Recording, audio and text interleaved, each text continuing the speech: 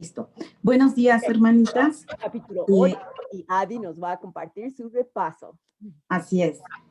Vamos a tener el repaso del capítulo 8, las marcas del discipulado, basado en el texto del pastor John MacArthur, Difícil de creer.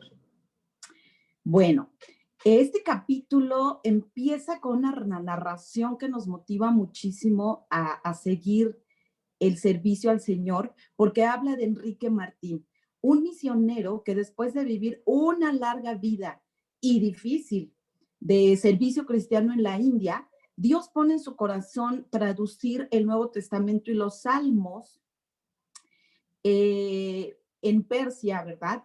O Irán, al persa. Era un hombre ya viejo, el cual le hicieron saber que si seguía viviendo ahí en la India, su vida corría peligro pues por el fuerte calor, pero si se iba a Persia iba a ser mucho más complicado porque hace más calor y no dudaría mucho su vida. Pero a pesar de esto, él decide ir. Llegó, estudió el persa y después tradujo todo el Nuevo Testamento y los Salmos en tan solo 9 meses. Cuando concluye, él se da cuenta que necesita el permiso del Shah para poder imprimir y hacer circular esta traducción. Viaja 1000 kilómetros hasta Teherán y le niegan esta cita. Entonces, él se percata que necesita el apoyo del embajador británico y vuelve a viajar en busca de él, y él le concede unas cartas diplomáticas para poder ayudar en esta situación con el Shah. Pero hermanas, estamos hablando de 1812, que no existían vuelos comerciales. Entonces, él viajaba a lomo de mula. En las noches viajaba y en el día pues descansaba debido a las situaciones climáticas del desierto. Y bueno, lo recibe el Shah y él obtiene este permiso para imprimir y poner en circulación una parte de las Sagradas Escrituras, que es el Nuevo Testamento y Salmos. ¿Qué creen, hermanas? Que 10 días después de lograr tan valiosa obra, nuestro admirable Enrique Martín muere. Y estoy segura que murió cansado, pero muy feliz. Pocos días antes de su partida, él dejó escrito algo en su diario. Él escribió: me senté en el huerto y con dulzura y paz pensé en mi Dios, en la soledad, mi compañía, mi amigo y mi consolador. Y nuestro hermano John MacArthur nos cita Mateo 10, 38 y 39, donde dice: y el que no toma su cruz y sigue en pos de mí, no es digno de mí. El que halló su vida, la perderá, y el que perdió su vida por causa de mí, la hallará. Y con esto nos enseña que el servir a Dios es hallar la vida. Si es que somos verdaderas discípulas de Cristo, vamos a seguir este ejemplo, ¿verdad? Muchos afirman ser discípulos de Cristo porque asisten a una iglesia, por haber hecho una oración apresurada, impulsiva, creyendo que habían recibido a Cristo, como lo que yo les pude compartir en mi testimonio, ¿verdad? Años de confusión, sin entender con claridad el mensaje de salvación y viviendo pues solo para uno mismo, ¿verdad? Yo vivía para mí misma, engañada. Pero las escrituras siempre lo ponen todo en claro. Y el pastor John MacArthur nos habla de Mateo 7, ¿verdad? La puerta angosta y la puerta ancha. Nos habla de la casa sobre la roca y la casa sobre la arena. Y finalmente habla de Mateo 13, donde nos comenta del sembrador, la semilla y sus diferentes resultados. Esta porción de la Biblia de Mateo 13, creo que es del versículo 3 al 9, nos dice que el sembrador salió a sembrar y cuando iba sembrando dejó caer las semillas junto al camino. Llegaron las aves y se la comieron. En otras cayó en pedregal, donde no tenía mucha tierra, y brotando pronto, pues no hubo tierra profunda, ¿no? También nos dice que en otro lugar salió el sol, se secaron por no tener raíz. Y finalmente cayeron entre los espinos y los espinos crecieron y las ahogaron. pero otras cayeron en tierra buena y dieron fruto. Una ciertamente a 100 por uno, otra a 60 y otra a 30 por uno. Podemos decir entonces que no todos los que se dicen discípulos son discípulos. Todos los que quieren hacer pasarse por seguidores de Jesús no son en realidad sus seguidores. Y tristemente, no todos los que vemos sentados cada 8 días en la iglesia, no todos ellos son la iglesia de Cristo. El autor nos habla de 5 marcas del discipulado. Vamos a revisar estas características de un verdadero discípulo de Cristo. Un discípulo genuino es como su Señor. Procura cada día asemejarse a Él. Hermanas, este es un proceso, ¿verdad? Va a haber lapsos difíciles debido a nuestra humanidad, pero aún así habrá evidencias de la semejanza de Cristo en nosotros. En Hechos 11:26 nos dice que la gente llamó cristianos a los creyentes en Cristo. Cristiano quiere decir perteneciente a, y Elenita nos decía a un partido, a un grupo, pero de Cristo. Elena nos decía, no de un partido político, no de un equipo deportivo, no del signo de zodiaco, no de un grupo de fans. Los cristianos eran en realidad pequeños Cristos. Manifestaban el carácter de Cristo abiertamente, hablaban el lenguaje de Él y eran reconocidos como sus seguidores. ¿Por qué? Pues porque Cristo había dejado las marcas de su vida en ellos. Si somos verdaderas discípulas de Cristo, tendremos su marca en nosotras, ya que, hermanas, Él es nuestro hacedor. Él es nuestro gran amor, nuestra vida, al haber entregado Él la suya en rescate de la nuestra. Y esto nos lo confirma o nos lo enseña el pastor John MacArthur por medio de Gálatas 20, ¿verdad? Donde Pablo dice que con Cristo estoy juntamente crucificado y ya no vivo yo, mas vive Cristo en mí. La segunda característica es un discípulo genuino, pues va a ser tratado como su Señor. El mundo entero nos dará siempre la misma respuesta que le dieron a Cristo y que le darían si Él anduviera actualmente aquí entre nosotros. Si somos genuinas en nuestra identificación con Cristo, pues debemos de esperar que el mundo nos trate igual que a Él, que nos rechacen. Si los demás reaccionan hacia nosotros de la misma manera que reaccionaron con Jesús, pues esa es la marca congruente de que estamos siendo como el Señor. Y el autor nos cita Juan 15:20. Acuérdate de la palabra acuérdense de la palabra que yo les dije. Un siervo no es mayor que su Señor. Si me persiguieron a mí, también los perseguirán a ustedes. Si guardan mi palabra, también guardarán la de ustedes. La tercera característica, un discípulo genuino de Cristo no le teme al mundo. El mundo es adverso, hermanas, para los creyentes. Así fue para Cristo, lo vemos en todos los evangelios. Así que cuando seamos perseguidas y que todo o todos se pongan en nuestra contra, pues procuremos no tener miedo. Recordemos que cada día buscamos entregarnos al señorío de Él. Tratemos de confiar en su cuidado, pase lo que pase.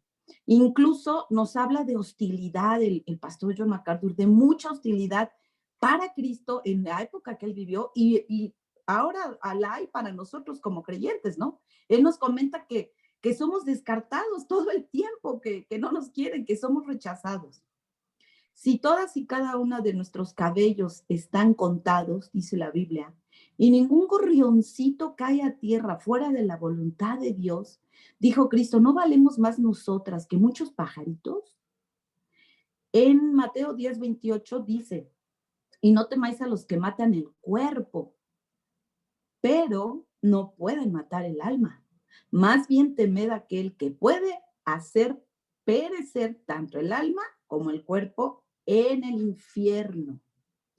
Nuestra siguiente característica, un discípulo genuino es leal a su Señor. Nunca va a negar su fe. Nunca se va a avergonzar de ser creyente en Cristo. Nunca se va a retractar de actuar para su Señor.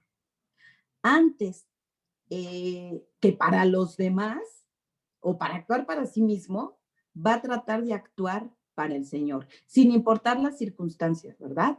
Incluso pues bajo presión, bajo ejecución, si fuera necesario. De hecho, el texto nos menciona algo muy impactante. Dice que Pedro negó a Jesús después de su arresto.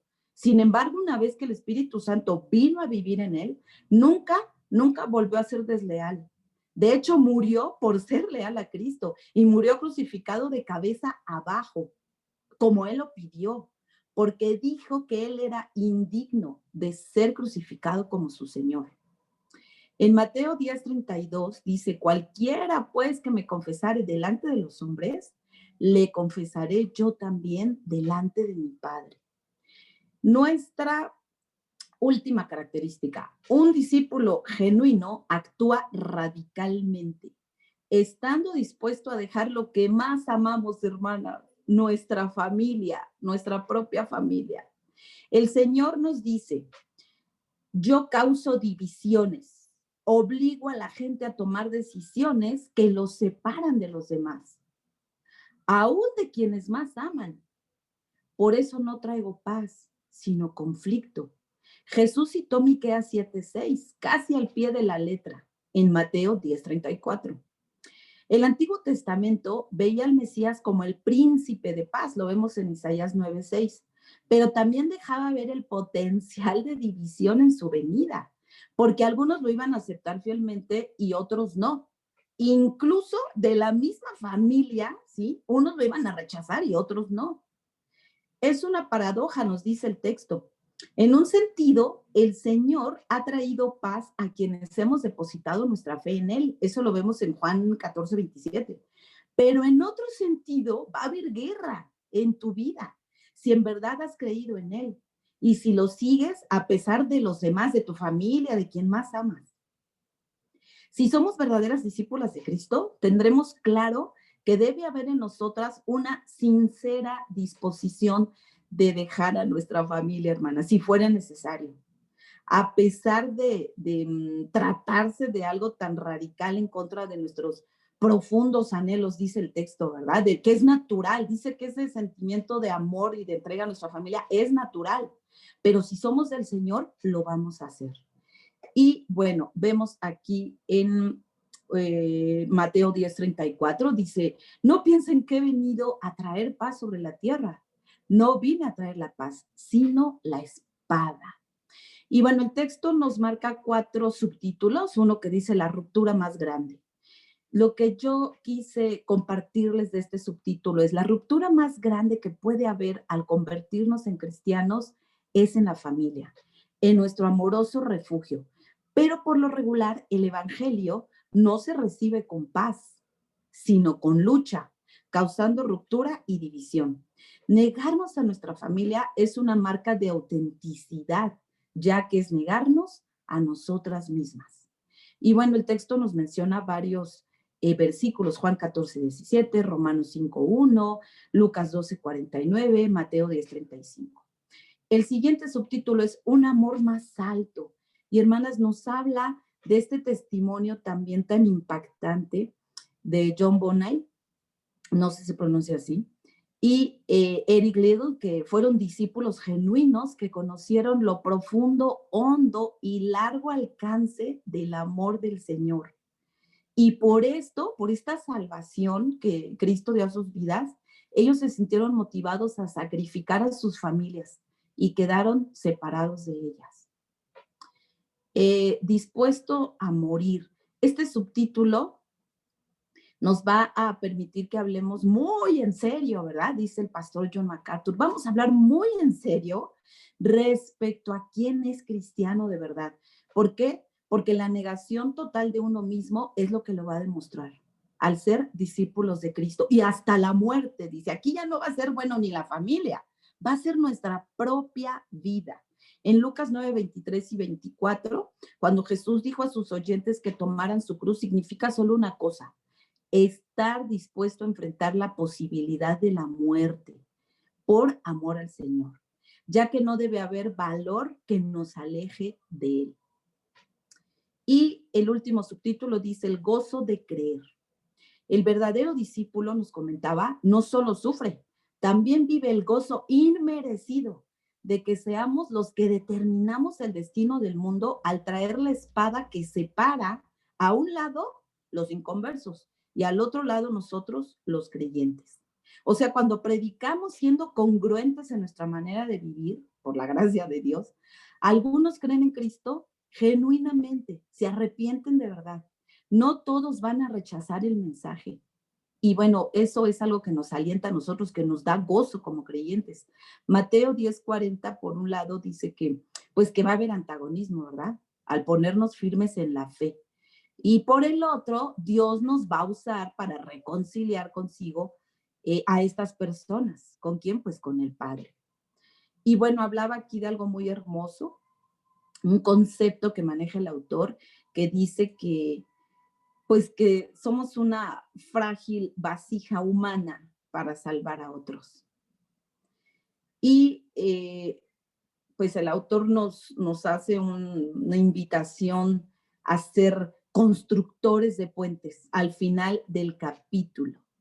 Dice así: en pleno invierno de 1812, el ejército de Napoleón Bonaparte se retiraba de la invasión a Rusia, siendo vital el cruce del río Beresina. Los franceses sufrieron fuertes pérdidas, pero lograron cruzar el río, evitando ser atrapados y aniquilados, pues los rusos habían destruido todos los puentes. ¿Cómo lo lograron? Porque Napoleón ordenó construir un puente que les permitiera cruzar el río. Era una tarea casi imposible. Los primeros en actuar fueron arrastrados por la furiosa y helada corriente de agua. Varios se ahogaron por mucho frío y agotamiento, pero llegaban otros y continuaban, y otros y continuaban, hasta que el trabajo avanzó y se cumplió su cometido. Aquí se trató, hermanas, nos decía Elena, de un heroico sacrificio propio, pero el pastor John MacArthur lo está usando para que nosotros comprendamos que como discípulas de Cristo llegaremos a ser fuente de conflicto para unos y fuente de bendición para otros, pero invariablemente Dios nos va a llamar, de hecho nos llama a dar nuestras vidas para construir puentes que otros van a cruzar para llegar a la presencia de Dios, así como nosotras, hermana, así como alguien fue puente para que nosotros llegáramos algún día, y gracias a eso estamos aquí sentaditas compartiendo la palabra de Dios, y Elena pues siendo una bendición en nuestra vida a través de toda esta enseñanza.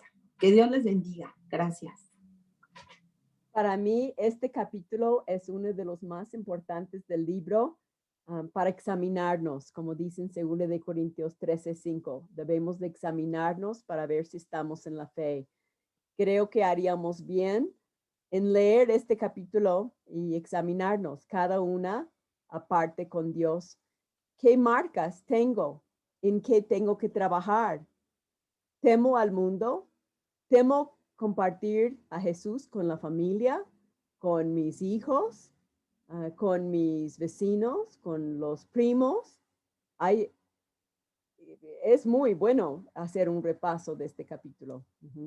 Gracias a Dios por tu vida, Adi, que Dios usó este libro para traerte a sí mismo, ¿no? Ok, capítulo 9. Ya vamos con Patty, que fue Patty Franco, la culpable de que hiciéramos un repaso. Así es que ya te toca también. Fue buena sugerencia. Mira, ¿saben qué? Yo necesito siempre las sugerencias de ustedes. Quiero que nuestra clase sea algo que cuente para su gloria en nuestras vidas. Y a veces no pienso en todo porque Dios quiere que tú lo pienses para que me lo compartes. Así es que estamos aquí juntas. Patty, capítulo 9. Saludos a todos. No hay satisfacción.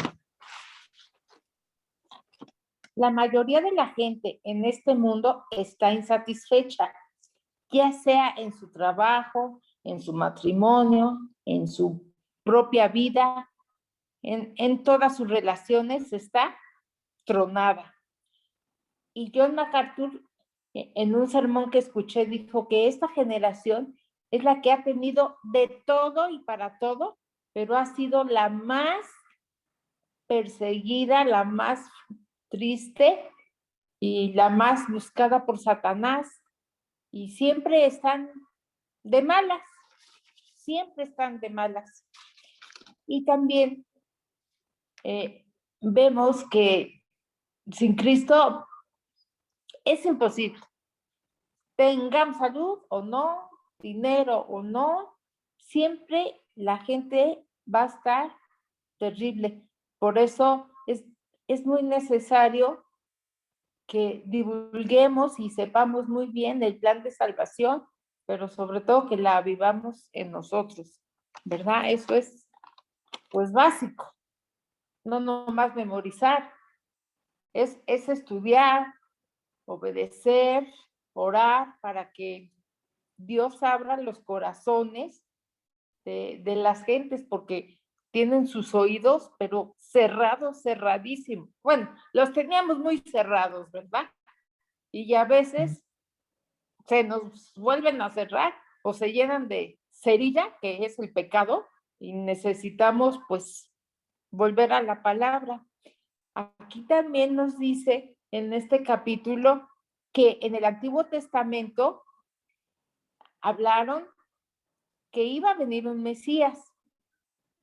Llega Juan el Bautista después de 400 años de silencio y la gente no le creyó porque él vivía de una manera extraña, no era así, era humilde, su familia no era rica, estaba en el desierto, se vestía difícil, y que él les decía, arrepiéntanse de sus pecados, y no, este está loco, ¿cómo se atreve? Si nosotros sabemos mucho, ¿verdad?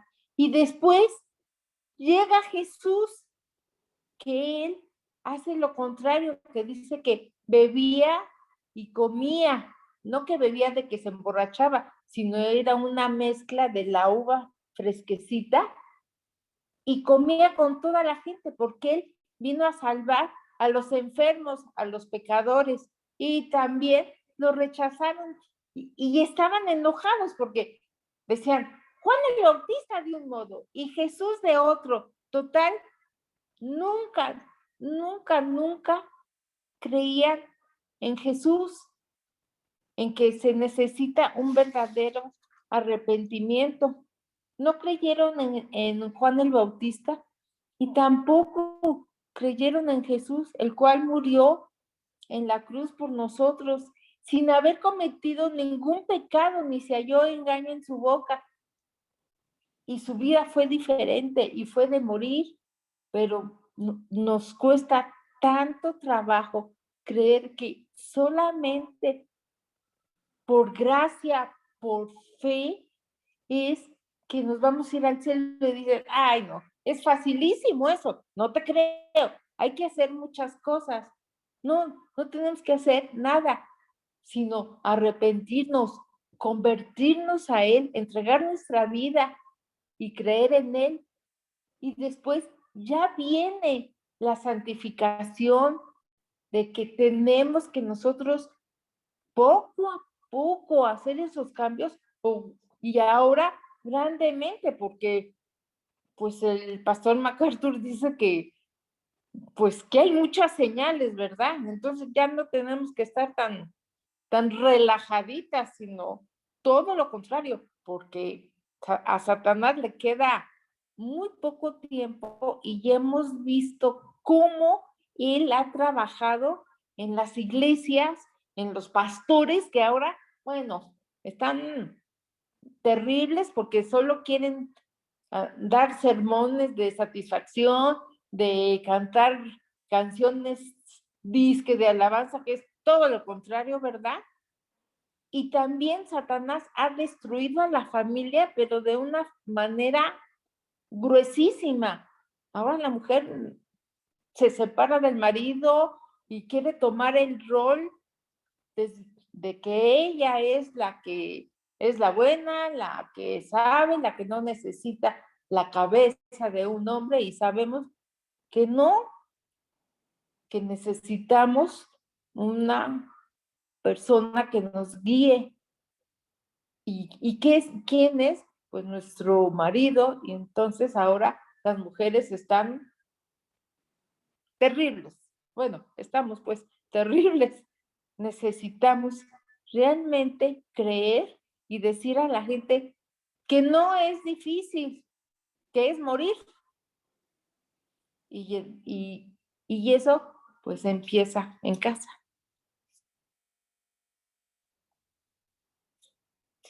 Lo hice cortito para que se grabara, bueno, para que nos llegara el corazón. Hay mucho más en este capítulo, ¿no? O sea, ese es Sí. el sentir que tú sacaste del libro, del capítulo, ¿no? Pero hay muchas otras cosas claves ahí en ese capítulo, pero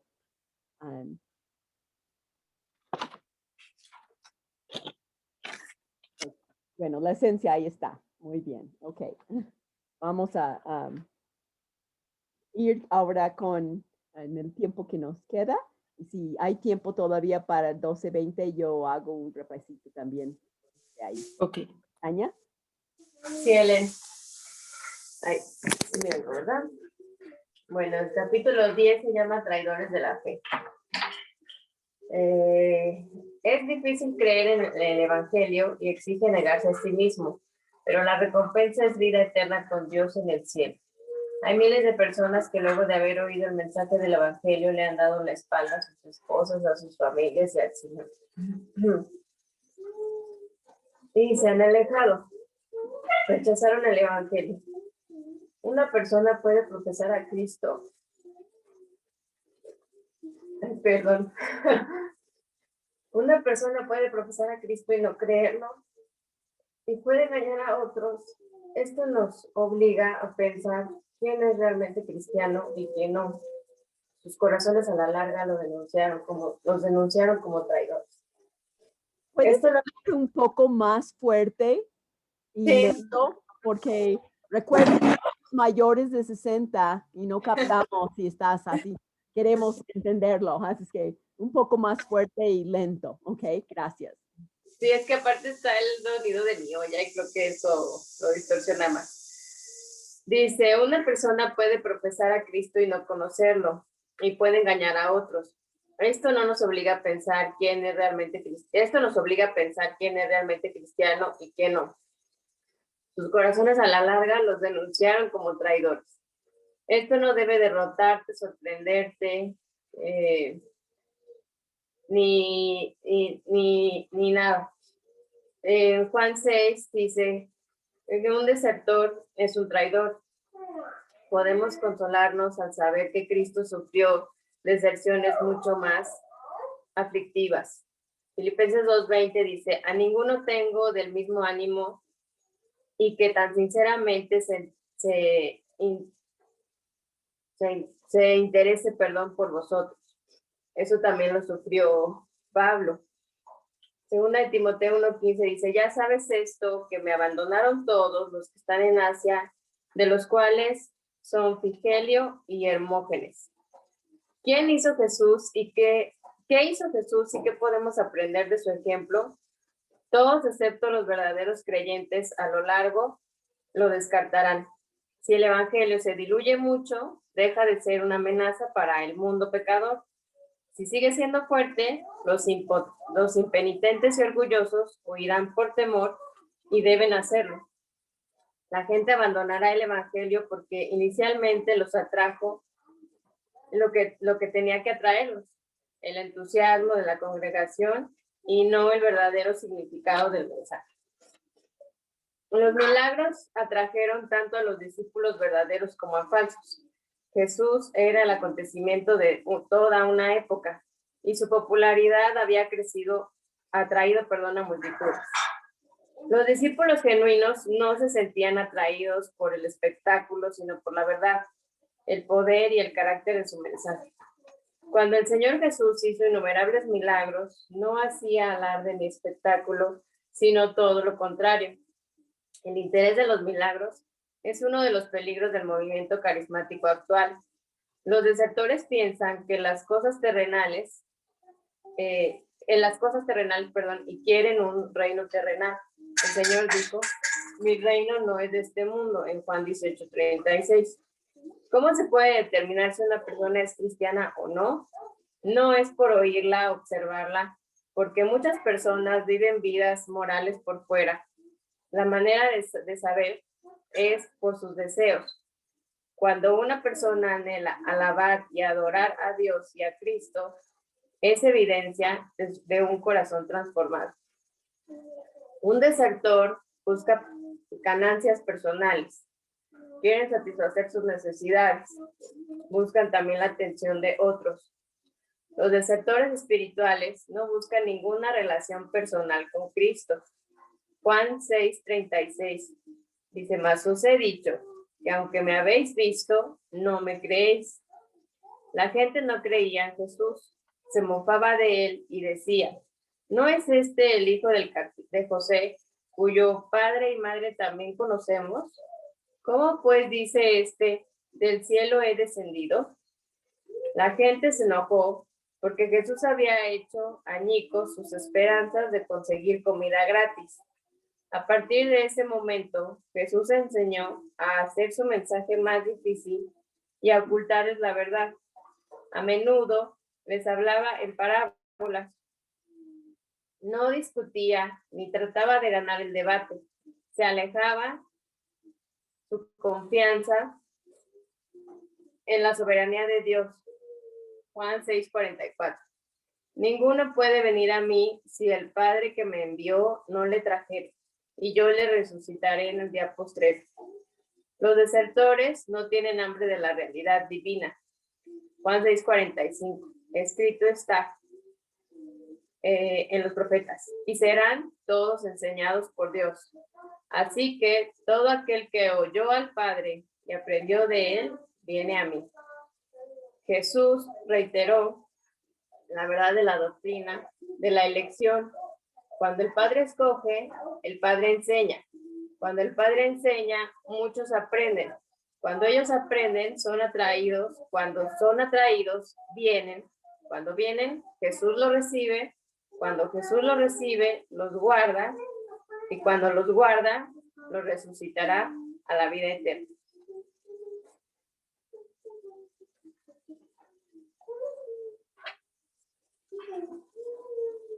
Es el resumen de mi resumen, Ellen, porque dijiste que lo hiciéramos más corto. También, muchas gracias. No, Cada de que- uno lo hace a su manera. Algunos lo personifican, así lo expresan, y otros así paso por paso, otros así. Está bien. Esa es la idea de que cada uno lo puede hacer. Bueno, yo creo que todavía tenemos tiempo, así es que Pili, en ausencia de Male, te toca. Y así podemos hacerlo breve con Male la semana que viene y empezar el libro de conocimiento de Dios Santo. Gracias, Pili. Ese es el último capítulo. Me tocó el tema, la lección 12 que dice, pero algunos creerán. Es muy importante porque en la actualidad, como en esos tiempos del apóstol Pablo, había personas que querían infiltrar ideas nuevas. Ahora el autor que es el pastor MacArthur nos dice que el cristianismo para algunos sería más fácil de entender si tuvieran una buena dosis de reconocimiento contemporáneo. La verdad es que en muchas iglesias están tratando de meter ideas nuevas para atraer a la gente, pero sabemos que el hacer atractivo el mensaje no es reconfortante, porque solo les habla de las bondades de Dios, les dice que Dios es amor, que Él perdonará sus pecados, que te darán una vida eterna, pero nunca les dice lo más importante, que necesitamos, aquellos que llegamos al Evangelio, adorar a Jesús como Señor y Salvador, porque es muy importante tenerlo como Salvador, pero no todos lo quieren como Señor, porque no buscan el obedecerlo y el vivir conforme a sus principios bíblicos. El único camino a la vida eterna es Cristo. Eso es lo que nosotros necesitamos predicar, que no podemos ganarnos el cielo de ninguna manera, solamente a través de Cristo, a través de la fe que Dios nos da, y eso lo encontramos en Efesios. Dice que frecuentemente se distorsiona el mensaje para hacerlo popular, porque es lo que la gente busca, sentirse a gusto, sentirse tranquilo, pero hacen mucho énfasis en lo que es fácil y quitan la importancia de lo difícil y comprometedor, porque solo les dicen las cosas buenas, y ese no es el verdadero evangelio.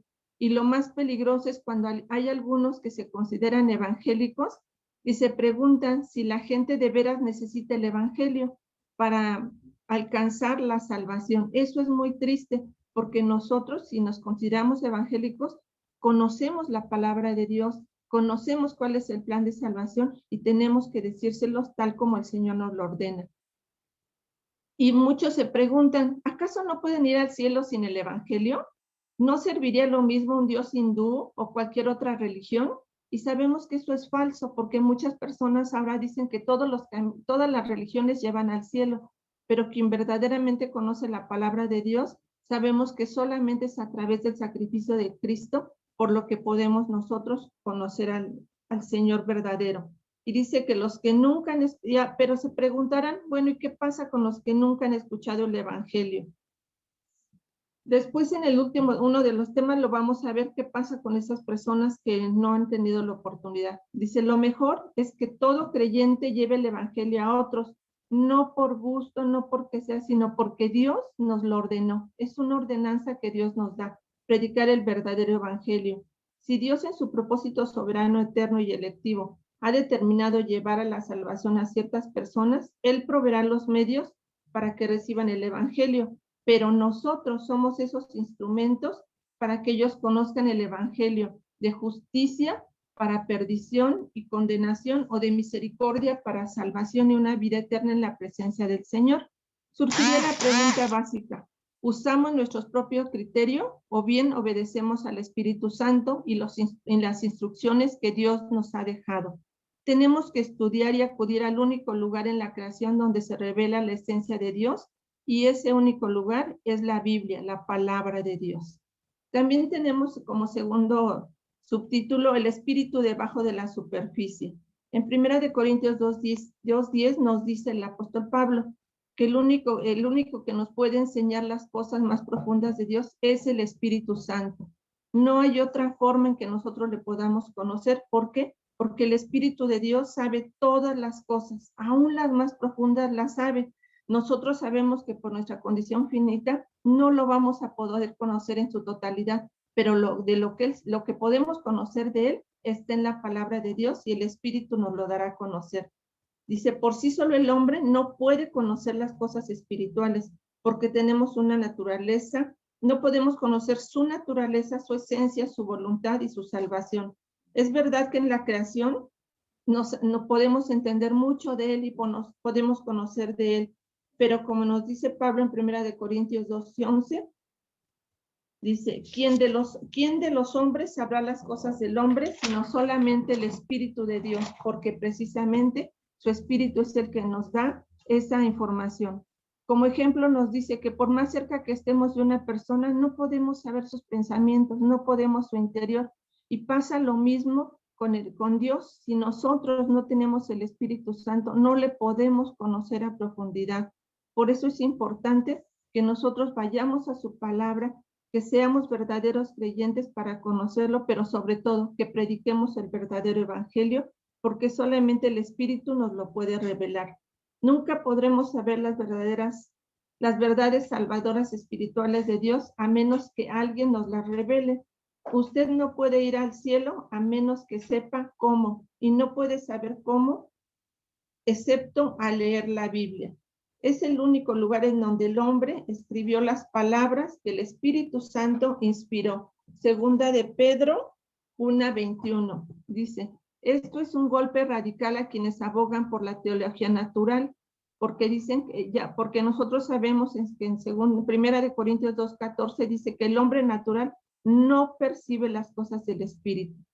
¿A dónde lleva la teología natural? Solamente al infierno. Es un error, es un callejón sin salida, es fácil de hallar y de seguir, pero solo conduce a la perdición. Y sabemos nosotros que solo por el poder y la revelación del Espíritu Santo se puede evaluar la esencia del Señor y Creador del universo. Sin el Espíritu Santo no hay conocimiento. Juan 14:26 nos lo confirma, porque dice que el Espíritu Santo nos dará a conocer las cosas que Él nos enseñó. Ahora vamos a ver el tercer punto, que es el Dios desconocido revelado. El pastor MacArthur nos da un testimonio de que él estuvo en el Areópago, el lugar donde también predicó el apóstol Pablo, y nos hace una observación muy hermosa que yo creo que todos debemos de guardar en nuestro corazón, y es de que a pesar que era un lugar donde se reunían los filósofos más grandes del mundo, la gente más preparada, ahora permanece en ruinas. Era un lugar hermoso porque nos dice el pastor que estaba en un lugar muy especial de la Acrópolis, y sin embargo, ahora está en ruinas. Pero lo más maravilloso es que el mensaje de salvación es atemporal y es eterno. En Hechos 17 nos relata la visita de Pablo en el Areópago, que nos dice que sin duda las enseñanzas de Cristo eran extrañas para aquel público, pues creían en múltiples dioses, tenían muchas creencias, había muchas doctrinas de los estoicos, de los epicúreos, había muchas diferencias y todos creían lo que ellos creían que estaba bien. Ninguno estaba fundamentado en la verdad que les podía revelar el Antiguo Testamento, pero ellos no lo tenían. Por lo tanto, algunos creían que al morir el cuerpo y el alma se destruía. Otros pensaban que el único fin del hombre era soportar el dolor y vivir con placer. Pero en el capítulo 17 nos dijo que Pablo les hace un llamado y les dice que observa que ellos eran muy religiosos y que tenían muchos pedestales con muchos nombres de los dioses porque no querían ofender a ninguna, pero él les dice que les va a hablar del único Dios verdadero y les dice, ustedes tienen un altar en el que hay una inscripción que dice, al Dios no conocido, pero solo era por temor a no ofender a algún Dios, porque en realidad ellos no tenían ninguna información acerca de este Dios del que Pablo les iba a dar, mostrándoles que no conocen a Dios, que no tienen su revelación, porque no tenían el Antiguo Testamento ni se habían ocupado de conocerlo. Han tenido dice, por tanto, ustedes no han tenido la revelación sobrenatural que solamente da la palabra de Dios. Pero Pablo los invita a conocer al Dios verdadero. Les habla de un Dios creador, soberano, que no vive en templos, que no requiere nada de los hombres. Él es el quien da a todos vida y aliento y todas las cosas. Es el eterno ser espiritual que no está limitado en un templo. Es el escritor y determinador de la historia. Y lo más importante, no está lejos de cada uno de nosotros. Pero lo triste era que aunque ayer como ahora, por más cerca que Dios está de ellos, no lo conocen, no se dan la oportunidad y no tienen la oportunidad de conocer el Evangelio si el Señor no les da la fe suficiente y el conocimiento para hacerlo. Dice que toda persona racional comprende que todo efecto tiene una causa y por consiguiente tiene que haber un creador personal, moral, porque somos seres que entienden la ley moral. Debido a su teología natural no podían entender a Dios ni las cosas del Espíritu. Hechos 17, 30 y 31. Pablo les hace un llamado al arrepentimiento genuino, es decir, una vuelta de 180 grados e ir en la dirección completamente opuesta. Se nos da el ejemplo bíblico de un creyente genuino, los confronta, les predica el verdadero evangelio y les muestra su ignorancia. No les dijo, no se preocupen amigos, no es gran cosa. Él fue directo, es mejor que se arrepientan, es la única manera en que se puede conocer a Dios, la salvación y el perdón, entendiendo que se ha nombrado un juez que juzgará todos los pecadores, y ese juez es Jesucristo, que murió en la cruz como sacrificio por el pecado, y a quien Dios resucitó de los muertos para afirmar que su sacrificio estaba completo y es suficiente. Romanos 10:9. Ahora, la ignorancia no es disculpa. Dios nos deja en una posición, Dios no nos deja en una posición neutral ni en el limbo a los que nunca han conocido una Biblia. Nada de lo que el mundo pagano sacrifica a sus ídolos le agrada al Dios verdadero, porque todo está ligado a Satanás y a sus demonios. No hay dioses aparte del Dios verdadero. La gente piensa que sí, porque los demonios se dedican a hacer trucos para engañar a la gente y para mantenerlos engañados. Pero no están en el limbo, se dirigen al infierno. La ignorancia no es excusa, porque tenemos una conciencia que nos dice lo que está bien y lo que está mal. Mucha gente se preocupa, y que aquellos que nunca han tenido una Biblia tienen la creación para ver lo que Dios hizo. Y si hay algo tan perfecto es porque hay un creador que lo hizo. Dice, dice que él dice, dice, los demonios están detrás de todas las religiones falsas, de los sistemas filosóficos y religiosos, están de todo lo encumbrado que se levanta con el conocimiento de Dios. Toda idea no bíblica y contraria a Dios es diabólica. Juan 9:11 nos dice que necesitamos perseverar en la verdadera doctrina de Cristo. Nos advierte incluso de que no le demos la bienvenida a aquellos que llegan a nuestros hogares a tocarnos con falsas doctrinas, porque al darles la bienvenida es como si recibiéramos su doctrina equivocada. Toda persona que no adora al Dios vivo y verdadero por Jesucristo está adorando a Satanás. Deuteronomio 32:21 nos dice, me provocaron a ira con sus ídolos, yo también los provocaré a celos con un pueblo que no es pueblo. Usted no quiere provocar la ira del Señor porque usted no es fuerte. Usted perderá con toda seguridad. Dice, lo mejor que el hombre puede hacer por su propia razón resulta en necedad, ignorancia, idolatría e involucra las fuerzas del infierno, como nos lo dice Romanos 3:10. No hay justo ni aun un uno. Ninguna religión del hombre puede ser buena, solo los incita a hacer cosas buenas. Y es una bondad que hace males bienes, porque el motivo no es glorificar a Dios, sino exaltarse a ellos por sus bondades y sus buenas cualidades. Todo lo que hace la revelación natural es hacernos culpables ante Dios, y de manera inexcusable, usted no puede ser lo bastante bueno para llegar al cielo por sus propias fuerzas. Si nos pudiéramos salvar sin el evangelio, entonces sería por obras humanas, y nadie se justifica de esta manera. Vamos a ver uno de los últimos, que es recompensa y retribución. Perdón, Elenita, me acaba de mandar un mensaje Edgar, que no se va a poder comunicar, que tuvo una complicación, el hijo de Gloria. Bueno, dice, recompensa, retribución.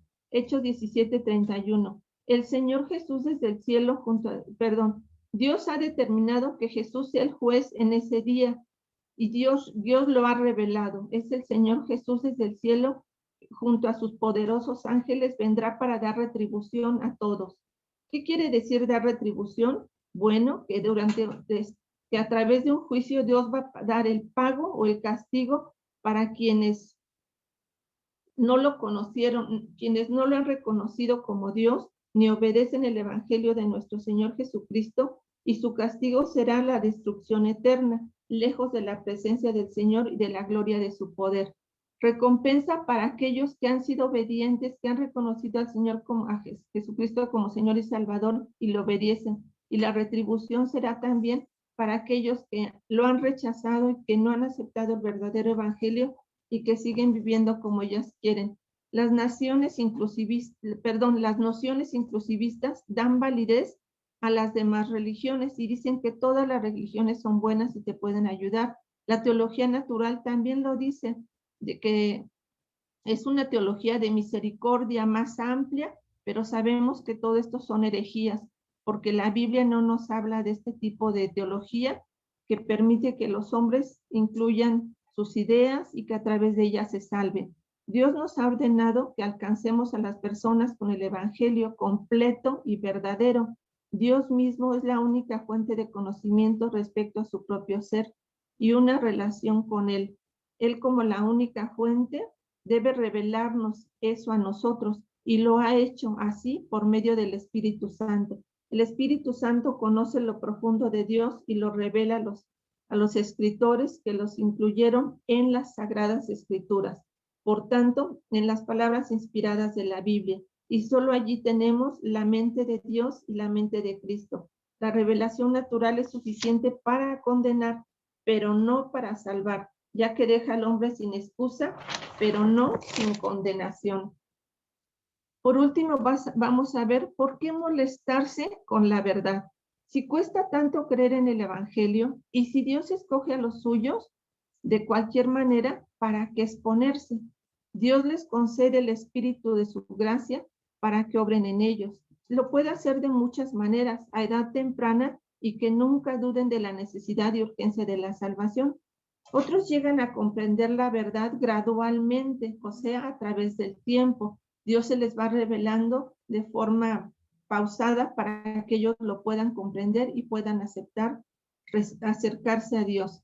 Algunos lo hacen por acontecimientos dramáticos en sus vidas, en las que el poder del evangelio les impacta de repente y se apodera de sus corazones. Y también a muchos de ustedes que han sido creyentes por algún tiempo, este libro los ha despertado a la gloria del verdadero evangelio. Ahora vamos a ver el testimonio del autor. El pastor MacArthur nos muestra que a través de conocer a una porrista que se llamaba Polly, que ahora es su esposa, él tuvo su primer, no, perdón, no. Bueno, él perdón, con su encuentro con Polly, una hermosa porrista, dice que tuvo el primer impacto a través de su primer impacto espiritual. Fue muy importante conocerlo, pero lo más impactante para su vida y lo que dio un cambio radical fue el accidente automovilístico que tuvo, donde él fue el único que salió herido y salió disparado del auto, que aún tiene las cicatrices en las manos porque tuvo que frenar, y después de estar 3 meses él en cama, boca abajo, y él preguntándose si podría seguir adelante con su futuro, si podría seguir con ese futuro prometedor que él creía que tenía dentro de los deportes. Él preguntándose eso, también se preguntó cómo había podido sobrevivir a un accidente en el que debió de haber muerto, y fue así que Dios tuvo toda su atención. Su respuesta fue: Señor, haré todo lo que quieras que haga, y comprendo que la vida es mucho mayor que mi diminuta agenda. Y es algo que nosotros también debemos de notar, que no necesitamos llegar a un grado de un accidente para nosotros voltear nuestros ojos a Él. Dice que él estaba leyendo el Nuevo Testamento y pensando seriamente en las cosas de Dios. Con el tiempo se curó y siguió una buena carrera atlética que él consideraba que era gracia sobre gracia. Su encuentro con Polly selló su compromiso de conocer a Dios. Conocer su evangelio y darlo a conocer llegó a ser el motivo más importante de su vida. Dios llama a todo creyente a proclamar el evangelio y nos enseña que hasta el presente no podemos salvar a nadie. Todo lo que podemos hacer es proclamar el evangelio. Tengamos siempre presente Juan 6:37. Todo lo que el Padre me da vendrá a mí. No somos responsables de quién se salva. Es una responsabilidad que solo le corresponde a Dios. Pero nosotros sí somos responsables de predicar el verdadero evangelio, de ser genuinos a la hora de hablar del Señor. Reconozcamos que las palabras de la Biblia pueden ser el único bálsamo que alivia el corazón del pecador, la única verdad completa y suficiente para salvar un alma del fuego eterno. Esas palabras duras llegan a ser preciosas y recibidas con beneplácito. Todo lo que el Padre le da al Hijo, todo lo que el Padre me da, vendrá a mí. Vendrán a nuestro llamado. Es alcanzarlos con la verdad que solo la Biblia puede otorgar. Muchas gracias, Pili. Y gracias a todas las que tomaron el tiempo para hacer el repaso de este libro. Falta nada más de Male. ¿Ustedes recuerdan cuando Jesús sanó a los 10 leprosos y se emocionaron y se fueron? Y uno regresó y dio las gracias. ¿Recuerdan? Bueno, sí. Hemos orado mucho por el hijo de Gloria, Edgar, en todas las situaciones de su salud que ha padecido y por sus hermanos y todo lo demás. Pero él tenía toda intención de estar, él pidió permiso para estar en nuestra clase al final porque quería darnos las gracias. Me enternece eso, porque cuánta gente hemos orado por ellos y nadie ha pedido estar en nuestra clase para decirlo, pero se murió alguien ahorita y él tuvo que salir y atender esa situación. Si Dios quiere, otro día Él nos va a acompañar, pero eso era la sorpresa. Y a mí me impacta eso, porque tenemos que aprender a ser gente agradecida. El sábado pasado en el grupo de jóvenes, uno de los papás de las chicas que toma la clase pidió permiso para decir algo. Hemos estado estudiando, sea agradecida. Y él quería comentar que desde que su hija está tomando la clase, él ha visto un cambio en su vida. Es una hija más agradecida. Y yo dije, wow, ¿qué dirían los demás papás de sus hijas tomando la clase? Entonces pregunté a una, ¿has visto un cambio, algo bueno en tu hija, más agradecida por estar en la clase? Y tristemente dijo, no. Así es que ver que alguien quiere tomar la iniciativa y dar las gracias porque ve algo positivo en su hija, me impacta. Pero también me impacta el Hijo de Gloria, que él, sabiendo que oramos por él, quería darnos las gracias. Primero Dios lo hará la otra semana. ¿Quién quisiera orar para dar gracias a Dios por este tiempo? Ganaste, Pati Franco. Señor Jesús, ¿cómo te damos gracias por amarnos, por haber muerto por nosotros en la cruz, por estar vivos, por conocerte, por estar en una iglesia de sana doctrina, por nuestros pastores, por Elenita Parker y sobre todo, Señor, por tu vida que nos muestra cada día en tu palabra que tenemos que rendirnos, morir a nosotras mismas y solamente tener los ojos puestos allá arriba, a pesar de las circunstancias que tú nos mandas, Señor. Te damos gracias por todas estas señoras que estamos en este estudio.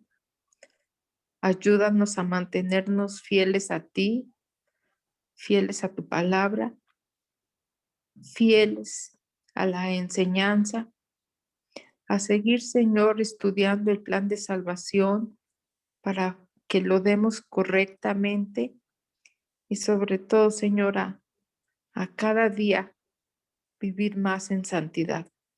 Y todo esto te lo pedimos en nombre de tu Hijo amado Jesús. Amén.